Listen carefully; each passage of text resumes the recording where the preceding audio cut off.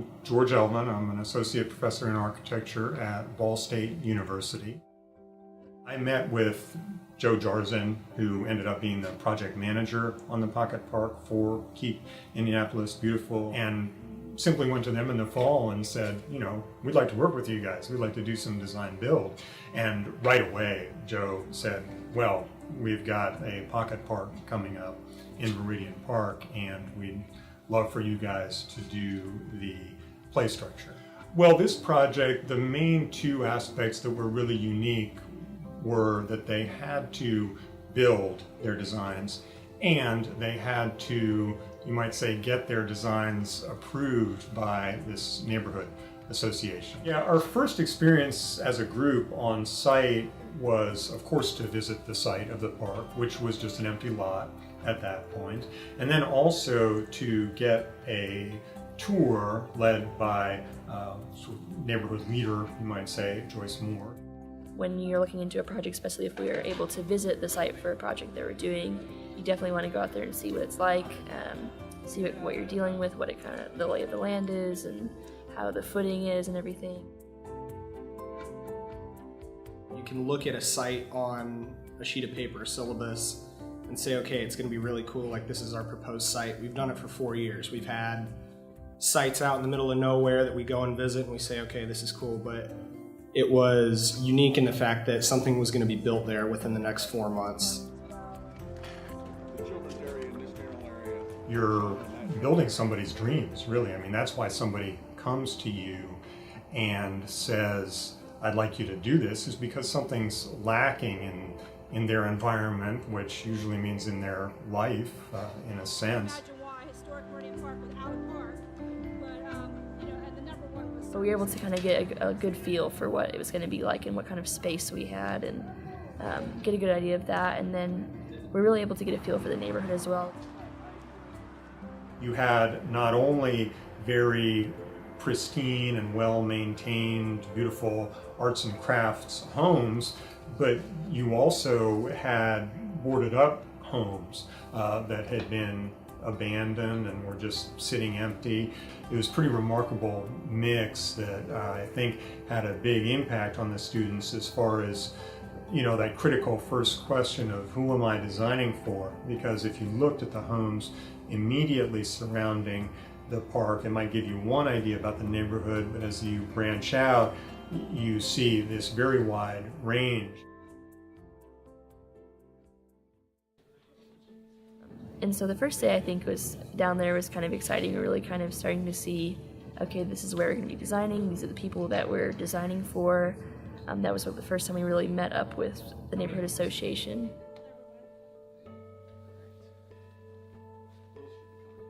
An imagination station, I guess the way I think about it, it's kind of really up to individual interpretation. That was definitely something the neighborhood team was really pushing, and we were kind of trying to figure out what they were thinking that was. I think with design, sometimes clients will say, this is what we want, and they kind of have a vague vision of what they want, but they're not entirely sure what that looks like, and so part of what we do when we come in and work with clients is we say this is kind of help them like determine what that is, and sort of in a way tell them what that is, give them a vision. They came in with this idea of a playscape, and you know, a playscape to them and a playscape to us and a playscape to the children that are going to be using it are three separate ideas that we had to kind of cohesively knit together. I think this probably blends in better with the look of the neighborhood. We tried to make it as open to the imagination as possible, and at the same time make it very active for kids to run around, because this is a pretty dense neighborhood. You know, kids would have their yard and stuff, but this is an opportunity for them to get outside, get together and play. So we were really trying to balance both the active play, where kids can get some exercise and have some fun outside, and the imaginative play.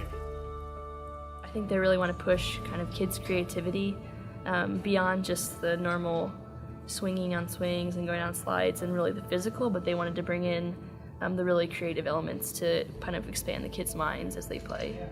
We had really ambitious ideas that took up 2/3 of the site, 1/3 of the site, and they were like, no, we really need to limit it to 1/4. You know, it's supposed to be the kids area within this overall park for the neighborhood. So being trained to do what we do, we kind of overdid what we wanted and then kind of pulled it back into a cohesive element that could fit into the park. You have to work within constraints. Nobody's going to give you an unlimited amount of money to build a project with, or an unlimited amount of time to build it in. And so our job was to take the client's dreams and, you know, feed them back in a way in real materials. We must have reevaluated how we were approaching the project 5 or 6 times. And, you know, looking back on it, I really think that was the right way to go about it, because it truly became the studio's design. We were really in the middle of design, but that was important actually to, you know, get some dirt under our fingernails and start building some things to test the design ideas. So the Design Build Lab was not by any means just to build what we had designed, but it's actually an important part of the design process.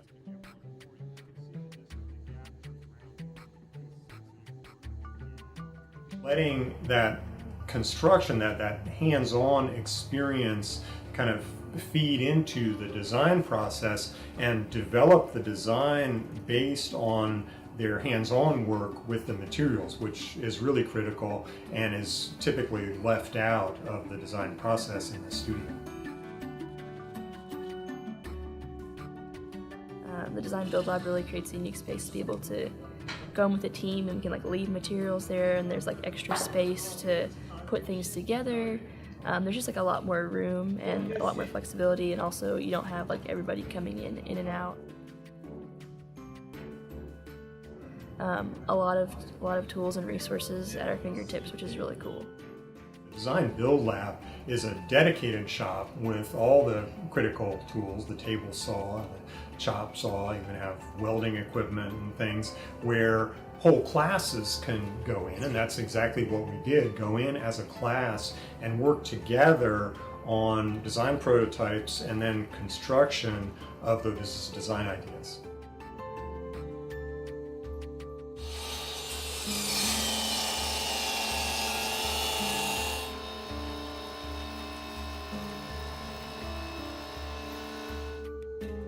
Trying to go down there and digging in the muddy earth was not as enjoyable as it could have been if it was sunny and 75 out. And you can imagine the very different level of understanding when you start, you know, hefting beams and columns around, connecting them on site, and then you've got all those wonderful environmental factors like the wind and the rain and the sun. We're out there working in, you know, ice cold rain some days, and so again, you're not just sitting in the classroom, you know, thinking about these things, but you're experiencing them firsthand, and that's a whole different game.